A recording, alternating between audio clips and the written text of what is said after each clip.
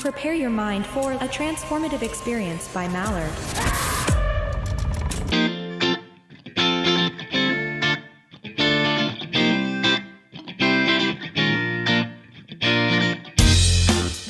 Hello and welcome to Intoxicated Masculinity. It's been a while since we've done one of these sort of little talky videos, but as anybody who watches the channel knows, I'm a huge horror movie fan, and I could not let October slip by without doing a 31 Days of Horror.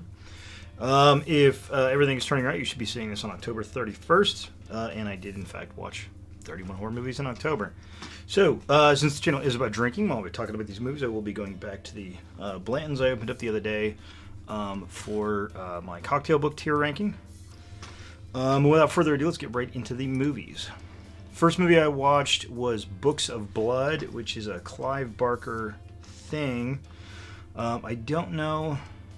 It looks like he had some part in writing it. See, I didn't really. And by the way, this is from 2020, so just a few years ago. I thought it was kind of a solid C movie.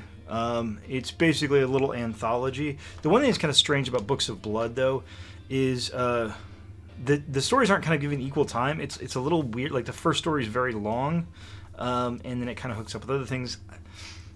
It was fine. It didn't really do much for me. If you're looking for anthology horror, by the way, I haven't watched VHS 85 yet. I'll probably get to that next month, but. Yeah, so if you're looking for an anthology and you've watched all the anthology horror movies, maybe check out Books of Blood. Again, not one of my favorites, but it's not terrible. Next up is The Friendship Game. This movie was... It almost feels like it's kind of out of time a little bit. It's kind of a teenager horror movie, kind of in the same vein as Truth or Dare, or some of the other movies like that, where they're just kind of like, it's a concept looking for a movie, kind of. And this one just didn't do much for me. It stars Peyton List, who's... I got to know her on Cobra Kai, although I think she was in a lot of Disney stuff or Nickelodeon stuff. I'm not totally sure. This movie was just kind of just real generic. I'm actually going to say that about a few movies, unfortunately, on this list, because there's a lot of just kind of horror movies that were just kind of, I feel like they're kind of ticking boxes, and just kind of being developed as a well, we got Peyton List. Let's make, one of these kind of generic teenage horror movies. Just didn't do much for me. The ending is maybe the worst part of the whole movie. Yeah, didn't care for that at all. So the next one I watched is Bad Hair from 2020. I'm going to start off with this one. I'm just going to read the synopsis of it. In 1989, an ambitious young woman gets a weave in order to succeed in the image-obsessed world of music television. However, her flourishing career may come at a great cost when she realizes her new hair may have a mind of its own. So yeah, it's hair come to life. I mean, what do you say? It's carried out pretty well. Again, I think this movie, it's a little thin in places. Some of the acting's not amazing, but I think the premise is great, and I think that what it sort of has to say about sort of race and the way people are perceived because of different appearances is really good, and I enjoyed it a lot. So the complaints I have are pretty minor. Again, I think the acting could have been a little better, but you never quite achieve perfection. Definitely recommend this one. Oh, next up is... So this is the Pet Sematary reboot or remake from 2019. So this is one of those things, it's not a bad movie per se, but they're trying to do... I mean, Pet Sematary, and I might make some people angry with this, I don't think Pet Sematary is all that great of a movie to begin with. I don't know if the source material is all that great to begin with. Stephen King didn't seem like he particularly liked that book. And in this new remake / reboot, whatever, they changed some things, but it feels like the things are changing are just kind of at random. And it goes for kind of a dark ending like the first one did. It's not a bad movie. It's got, a pretty decent cast and everything. John Lithgow playing Jed Crandall I thought was pretty cool. I like John Lithgow quite a bit. So... don't hate it. Just didn't do a lot. I think they could have. I mean, I think first of all, you probably don't need to remake that movie to begin with. I don't know that it's a a classic that is crying out for a new version. Appendage. I like this movie. This is from 2023, this year. The synopsis: young fashion designer's life spirals as her darkest inner thoughts manifest into something gruesome that won't stop growing. I'm not going to get too much into into what kind of happens in this movie. I do feel like one of the weak points in here is the person who's playing her boyfriend in the movie. He's very, very wooden. Just kind of, I don't know. He was kind of a sour point, I think. He's just kind of playing guy one and just doesn't really do a lot. A lot of the other stuff in the movie works out pretty well. I like some of the friendships that the people have in the movie. I think the ending is a little predictable, but again, that's not the end of the world. I think that's, generally speaking, a fairly minor criticism of a movie that I think is pretty creative and doing something kind of interesting. So yeah, I liked Appendage overall. Next up is Enys Men. Enys Men? It's ENYS Men from 2022. This is a hard movie for me to review because I didn't particularly care for it, but it's not really my kind of movie. It is a very kind of cerebral, incredibly slow burn horror movie. The only movie that comes to mind that sort of is kind of similar is maybe Lamb. It's not really like Lamb, but it's just kind of like they're both kind of remote. They're both Scandinavian. They're both, yeah. I think the movie looks great. Like the cinematography is really, really good. I think you have to be on board for that kind of an experience. So like if you watched Lamb and thought it was great, then maybe give this one a try. If you watched Lamb and thought it was way too slow and boring, then you probably won't like this. So this one really depends on personal taste, I think. Next up, we got the long-awaited 10th, yes, that's right, 10th Saw movie, Saw X. I was not going into this with very high hopes. I actually like a lot of the Saw movies, but I sort of separate them into the canon and post-canon Saw movies, which is basically up to part 6 or 7. I can't remember exactly which one. Where you're sort of still dealing with Jigsaw and his core group of people. Then when Jigsaw comes out, Jigsaw is kind of a retcon, and then Spiral from the Book of Saw is, I don't know, retcon / spinoff / I don't know. That movie was terrible. This is definitely better than both of those. It's better than Spiral, and it's better than Jigsaw. It's kind of different. I think the traps aren't that great. I don't know, some of the things get really, really convenient. Like, the ending they get to feels like that really, like, it's very Rube Goldberg to the point of being kind of ridiculous. And it's like, how would anybody have known these things? And it just kind of, I don't know. But overall, I like, Tobin Bell's really good in it. I think most of the other actors in it are pretty good. So I do have some complaints about the ending, but overall I think it's a good movie. If you like the Saw movies, it's the best Saw movie that we've seen in quite some time. So if you do like the Saw movies, then, well, you've probably already seen it, but if you haven't, then you probably should. All right, next up we have the movie that just came out a couple weeks ago.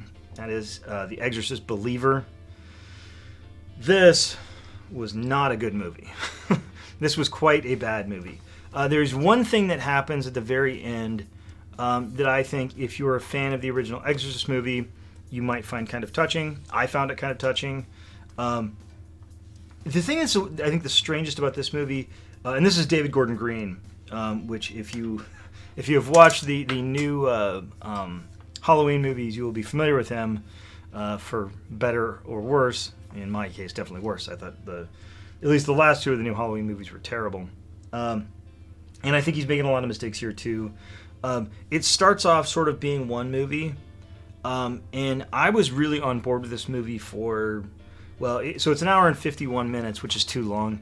I think I was probably on board with this movie for like maybe an hour, maybe 45 minutes to an hour, and then it really just kind of takes a right turn into what the fucksville, and it is confusing and not entertaining to watch. It's just it's real bad. It's a shame too, because they brought back Ellen Burstyn, and I feel really bad paying the movie because I think Ellen Burstyn's good. I mean, Ellen Burstyn's always been a great actress, but it just doesn't really work, and it's weird, and it's confusing. It's not scary.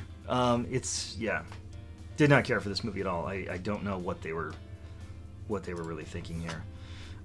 I've got little notes that I've written down here. It says, and I said falls off the cliff at about 90 minutes, loses all rationality. I thought it was a little bit maybe earlier than that, but my note is from more recently after I saw the movie, so that's probably right. So, yeah, not very good. I am on a thing where we do rankings of movies, and one coming up is Werewolves. So I watched The Company of Wolves. This is another movie that's sort of tough to rate. I didn't particularly like this movie, but it's not because I think it's a bad movie. It's just one of those things, like, this movie isn't for me. I sort of described it as Red Riding Hood, but sexual politics and Labyrinth. And if that sounds confusing, then it is a little confusing. But if you like Labyrinth, if you like that kind of 1980s fantasy kind of look, you really might like this movie. You might like this movie a lot. Again, so I ended up giving it kind of like a C+. But again, it's just not for me. It's not a bad movie in any way. It's not really for me, and that's fine.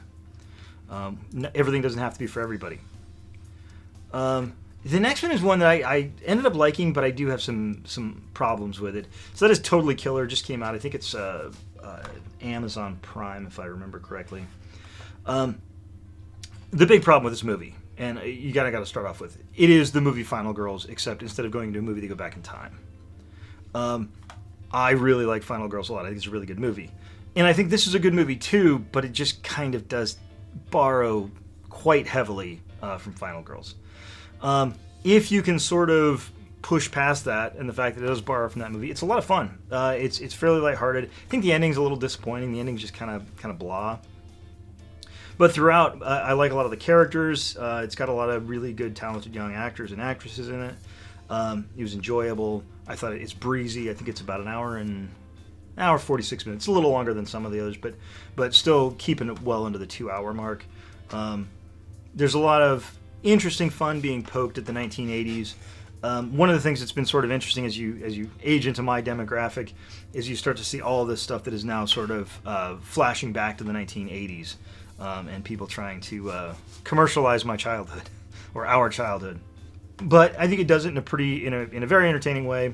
And one of the main girls is played by the actress that played Dagger in the Cloak and Dagger TV show, which I thought was kind of a fun show. But yeah, so keep a sense of humor. It's very tongue in cheek. It's not real serious, and I think you'll have fun with this one. The next one is The Elevator Game. So The Elevator Game, again, I'm coming off as a lot more negative than I think I probably I intend to be.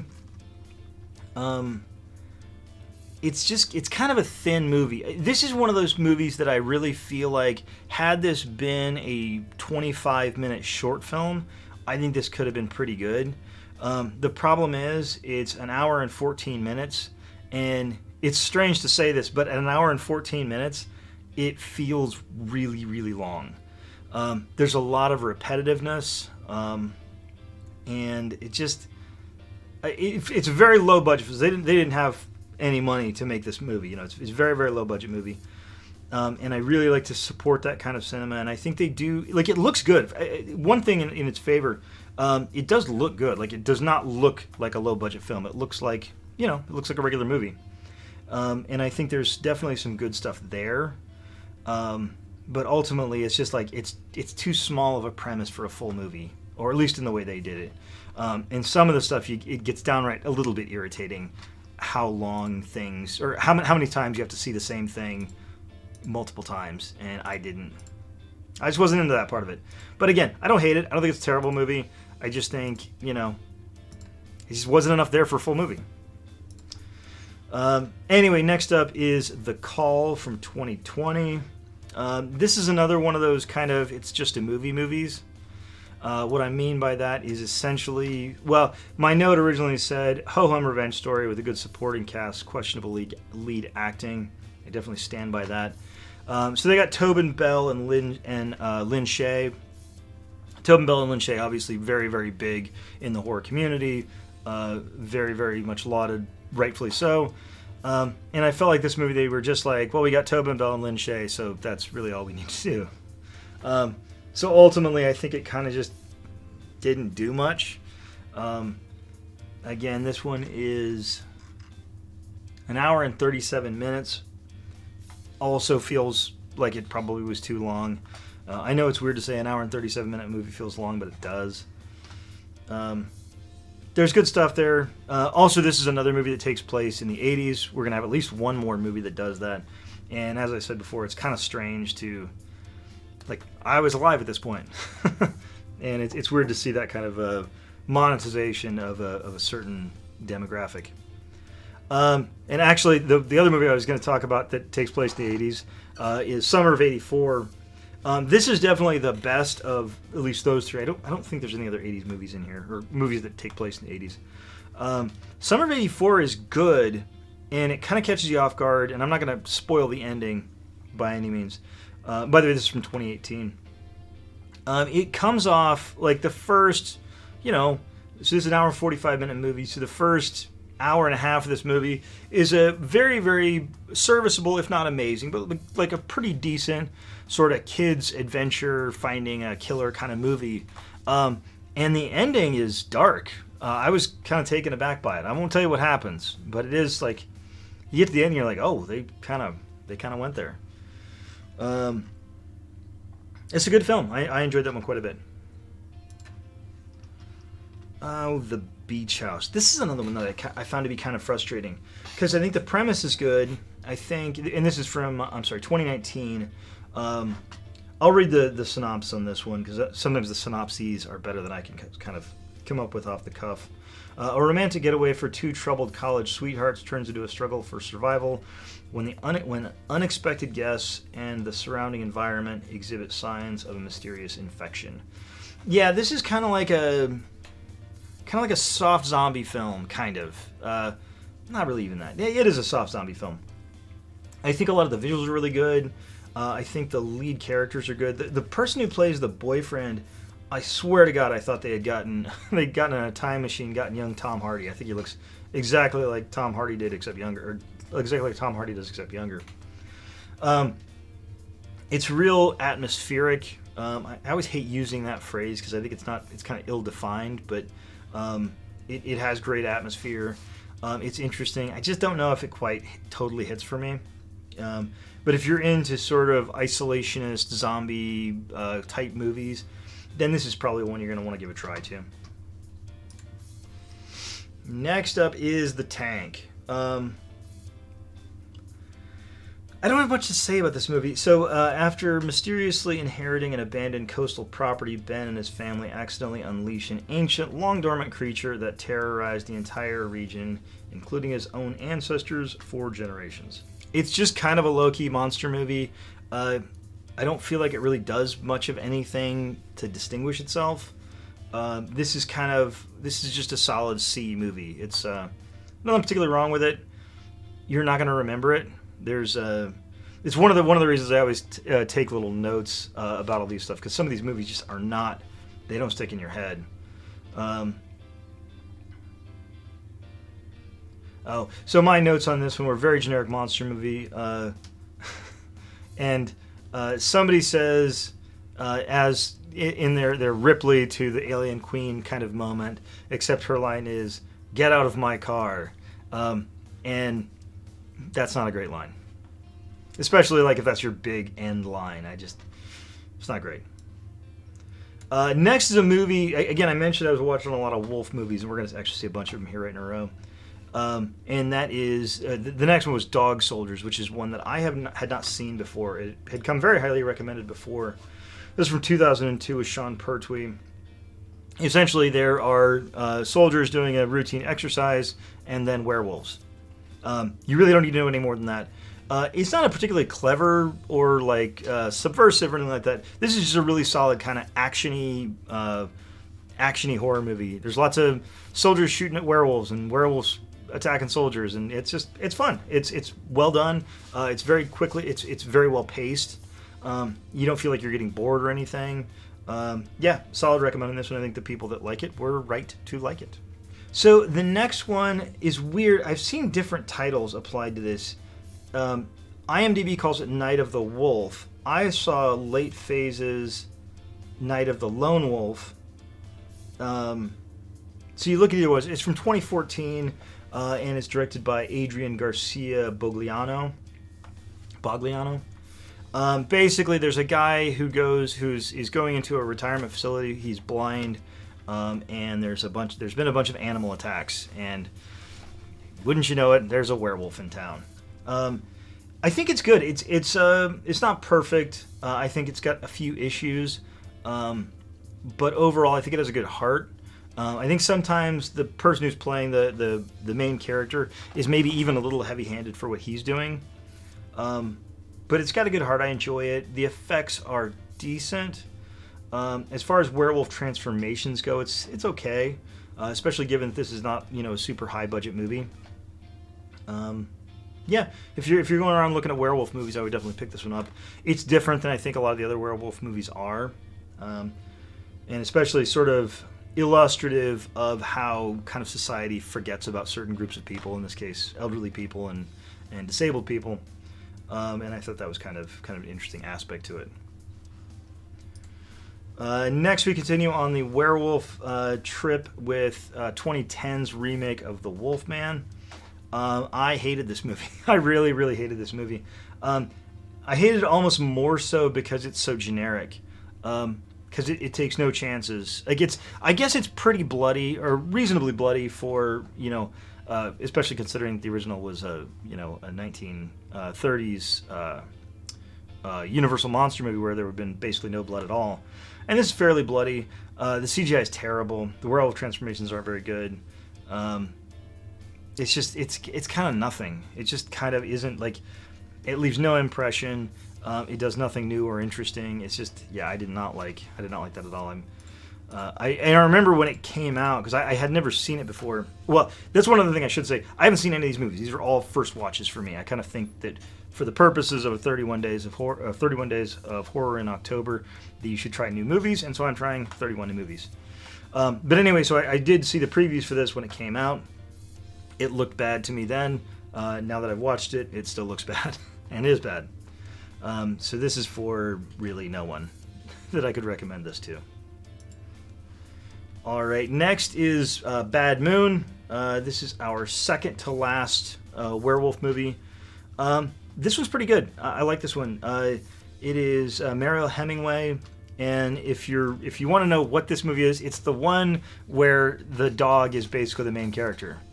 And so the dog is sort of the main character. This woman, her brother comes to stay with them, and he is, a werewolf, because there's going to be a werewolf. And it's sort of the dog versus the werewolf throughout the whole thing, kind of having their little tension. And I think it works out pretty well. I enjoy it. I'm a sucker for a good boy, and there's a very good boy in that movie. So yeah, I'd recommend that one. Our last werewolf movie is Wolf Cop. So this is very different than most of the other films on this list. This is very, very tongue-in-cheek.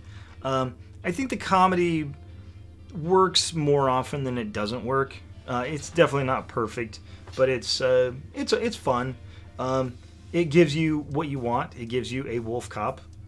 There is a werewolf in a werewolf car going around being a cop, and it's something. I think the premise is kind of interesting. Oh, and also the transformation scenes are pretty good.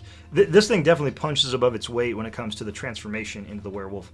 I don't love his makeup as the wolf quite as much, but the transformation scenes are really good.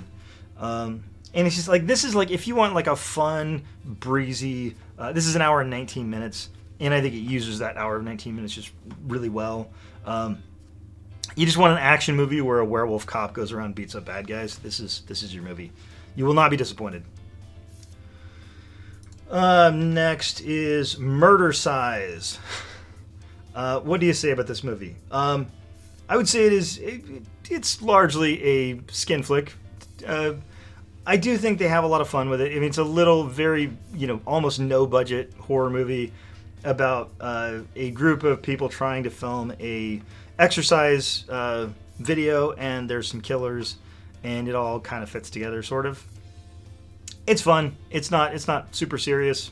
It's not at all serious. But yeah, if you just want something to toss on, you don't really have to pay too much attention to, but it's kind of fun, low budget horror, then I would recommend it. One thing that's interesting is I watched this movie and then the next movie right after it, literally back to back. The next movie is All Hallows Eve, so that is where Art the Clown, or Whence Cometh Art the Clown. Hated this movie, just hated it. I didn't really like Terrifier very much. Comparing this movie to Murder Size, this movie certainly gets more attention, and it is more like serious film, kind of, but it feels kind of joyless. So this is sort of an anthology film, because there's 3 films they watched in the movie, and there's the movie itself. They don't really fit together, and I guess two of the short films were already pre-produced short films they just put in this and kind of had a wraparound story. The first film is the Art the Clown one. The second one, there's aliens, and the third one, I literally can't even remember. It's just, again, I think the number one word it feels kind of joyless. It feels just kind of joyless and a little mean-spirited, which is kind of what I felt about Terrifier. I haven't seen Terrifier 2. I don't really plan on seeing that one. Yeah, I didn't like it. It was interesting watching this one in Murder Size, because Murder Size, while it is clearly not a good movie, it is fun, and it's having fun. This movie does not feel like it's having fun, which I think is a shame. So, can't recommend that one. Okay, so next up we have I See You. This is from 2019. This one, I think, generally speaking, I liked. What did I give it? I gave this a B. So essentially, there is a child who's been kidnapped, and there's a police officer investigating it. And the police officer and his wife played by Helen Hunt, are having problems, and they have a son, but also there are people that are staying in their house unbeknownst to them, which is called frogging, frogging with PH. And as I describe this movie, you will kind of see the problem is there is a lot going on, and I feel like there's kind of too much going on for what they're trying to do. It's an hour and 38 minutes, and it doesn't really feel like anything gets enough space to breathe, and it feels kind of like everything's kind of got jammed up. And I think they could have just... This would have been a lot better movie, I think, if they had tried to get rid of 1 or 2 conceits and 1 or 2 reveals, because I think it's a good premise, and I think it's interesting. I like the cast, but it just feels a little too... The film feels too crowded with things. And I think that's a little bit of a problem, where you kind of get to be like, wait a minute, who's that again, and what's going on here? Good idea, just maybe not the greatest execution when it comes to the final product. Next, we have Influencer. Man, I wanted to like this one too. This is actually kind of similar to the last movie. It tries to pack a bunch of things in. So, well, I'll read the synopsis first. This one I think probably deserves a synopsis. While struggling on a solo backpacking trip in Thailand, social media influencer Madison meets CW, who travels with ease and shows her more uninhibited way of living, but CW's interest in her takes a darker turn. Yeah, it's kind of a single white female kind of thing, except it's an influencer and it's overseas. One thing that bugs me about this movie a little bit, and I see this a lot, is the only way the bad guy's plan can work is if everybody is an idiot. I mean, there are so many times where the bad guy should have gotten caught very, very quickly, but everybody around that person is a moron, and it's just like, well, I guess everything's okay, and you're just like, how would you think that? Yeah, I like the lead actor, the lead actresses. It's fun, just I don't know. They didn't quite carry it off. Next is Spirit Halloween, the movie. I have nothing to say. This is a sort of an attempt at Goonies with a corporate tie-in. It's not a bad movie, but it's also just kind of nothing. Like there's not much here. I mean, this is like I think I even put in my notes that I think this is like the definition of a C movie. Yeah, I mean it is solid C. You will forget it very quickly, and that's a shame because I think you could have done something a little more interesting with that plot. Next is Vicious Fun, which I think is very appropriately named because I found it to be vicious and I found it to be fun. Essentially, there is a just random guy who ends up at a serial killer support group, and then a bunch of stuff happens. Real simple plot. Hour and 41 minutes. Yeah, it's good. It's the action keeps coming kind of hot and heavy. It's real well paced. There's a lot of sort of fun, cheeky fun. By the way, this is taking place in the 1980s, so I lied when I said we were done with our movies taking place in the 80s. This is another one of those ones with the 80s stuff where there's no reason for this to take place in the 80s, except for to kind of get people's nostalgia going.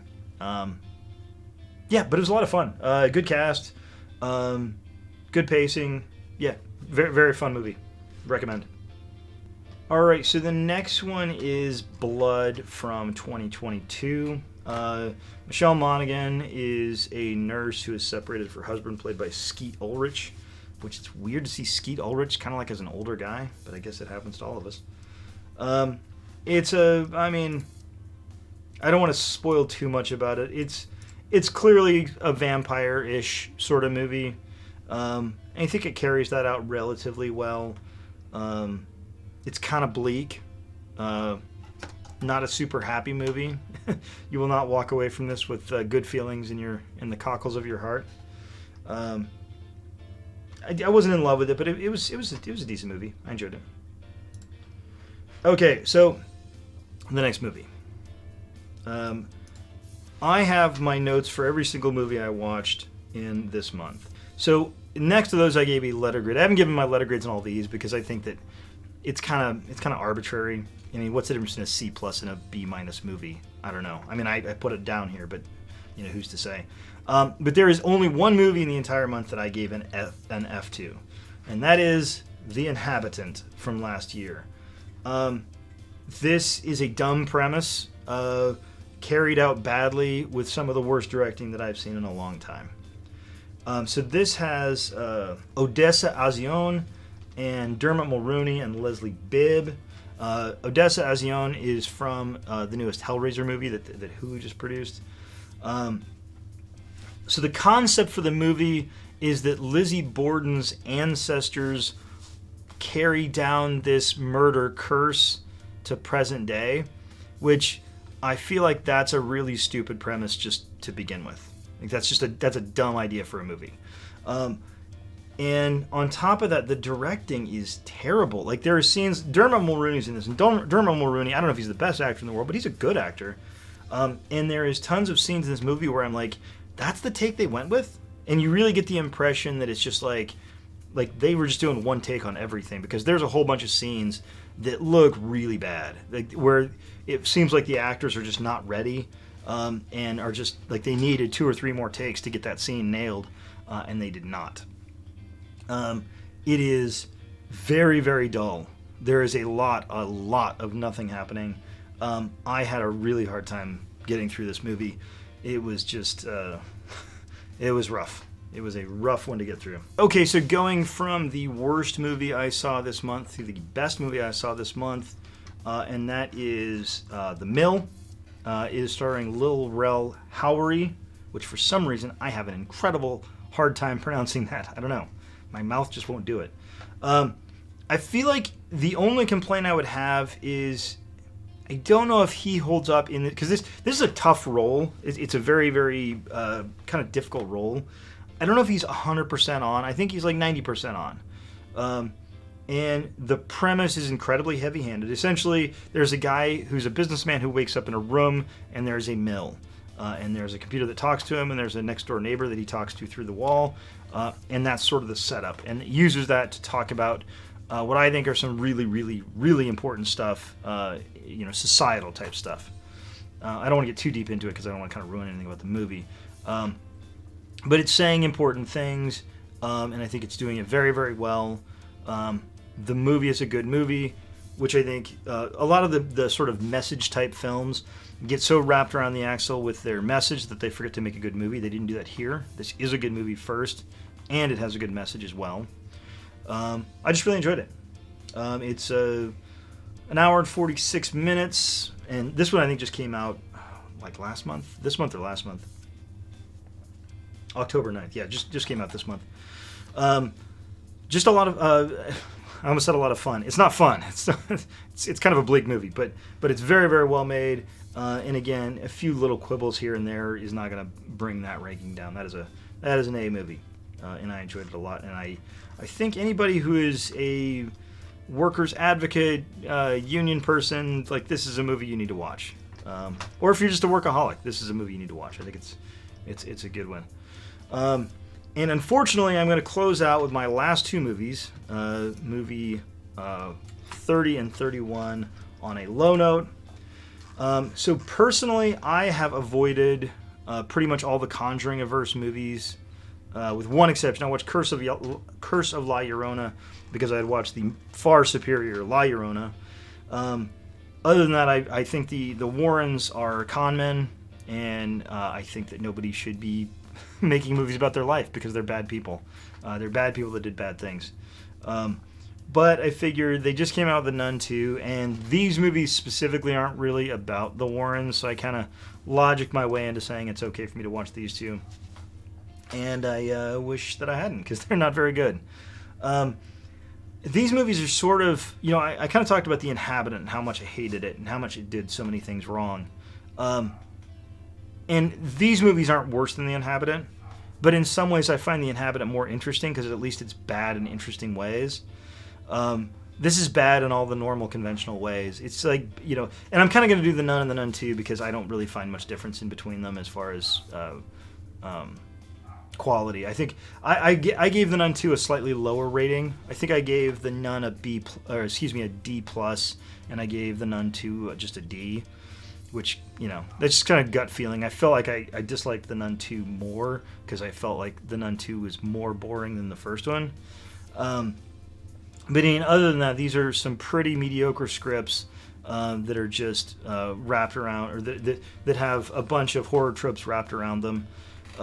I mean, the whole thing where the camera will turn and somebody will be behind somebody, it seems like that happens all the time. Somebody will be praying, there'll be a nun praying, and they make a long drawn out act of getting around to look at their face, and it's like, and we see that several times. It's just dull and boring, and I don't know why they exist.